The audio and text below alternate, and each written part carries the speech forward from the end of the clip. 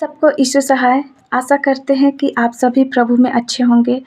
आइए आज हम लोग बाइबल से कुछ वचनों को देखेंगे और फिर उसके विषय में जानेंगे और फिर हम लोग जैसे हमेशा से करते आए हैं उस वचन की घोषणा करेंगे। हम लोग जीवित वचन की घोषणा अपने जीवन में करेंगे। तो आइए हम लोग वचन से देखते हैं।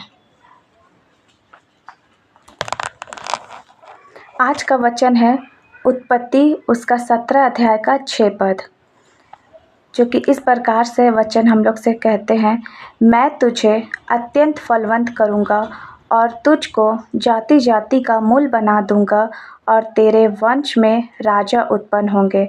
पिता, इस वचन को पढ़े और सुने जाने में परमेश्वर हम सब को बहुत आय से आशीष दे। आइए हम लोग इस वचन के विषय में कुछ जानते हैं।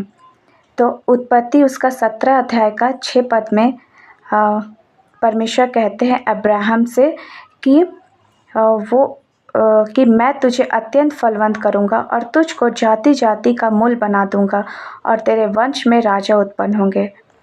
तो परमेश्वर हम लोग से ये वचन को कहते हैं, ये अब्राहम से कह रहे हैं। तो आप ये ना सोचें कि ये अब्राहम से कहा जा रहा है। हम हमेशा से बताएं कि जब भी आप वचन को पढ़ें तो आप उसको अपने लिए घोषणा करें कि ये मेरे लिए लिखा गया है। सभी कोई अब्राहम के विषय में और सारा के विषय में जानते हैं।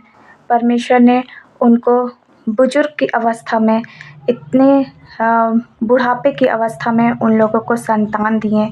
तो परमेश्वर उस टाइम में उनसे वादे करते हैं कि परमेश्वर उसे अत्यंत फलवंत करेंगे। तो ये सिर्फ अब्राहम के लिए नहीं है, ये हमारे लिए भी है। तो आइए हम लोग इस वचन को अपने लिए घोषणा करते हैं। तो हम लोग इसको इस प्रकार से घोषणा करते हैं और आप विश्वास से इस वचन की घोषणा करें कि जो आप कहते हैं वो आपके लिए स्थापित हो चुका है। ठीक है, तो हम लोग इस वचन को इस प्रकार से घोषणा करते हैं और विश्वास के साथ घोषणा करें। धन्यवाद पिता कि आपने हमें फलवंत किए हैं और मुझको जाति जाति का मूल बना दिए हैं और मेरे वंश में राजा उत्पन्न हुए हैं। धन्यवाद पिता, आपने हमें अत्यंत फलवंत किए हैं और मुझको जाति जाति का मूल बना दिए हैं और मेरे वंश में राजा उत्पन्न हुए हैं। धन्यवाद पिता, आपने हमें फलवंत किए हैं और मुझको जाति जाति का मूल बना दिए हैं और मेरे वंश में राजा उत्पन्न हुए हैं। आप इस वचन को 7 बार या उससे ज़्यादा भी घोषणा कर सकते हैं। तो हम लोग अभी 3 बार किए हैं, अभी हम लोग और 4 बार करेंगे। धन्यवाद पिता, आपने मुझे अत्यंत फलवंत किए हैं और मुझको जाति जाति का मूल बना दिए हैं और मेरे वंश में राजा उत्पन्न हुए हैं। धन्यवाद पिता, आपने मुझे अत्यंत फलवंत किए हैं और मुझको जाति जाति का मूल बना दिए हैं और मेरे वंश में राजा उत्पन्न हुए हैं। धन्यवाद पिता, आपने मुझे अत्यंत फलवंत किए हैं और मुझको जाति जाति का मूल बना दिए हैं और मेरे वंश में राजा उत्पन्न हुए हैं।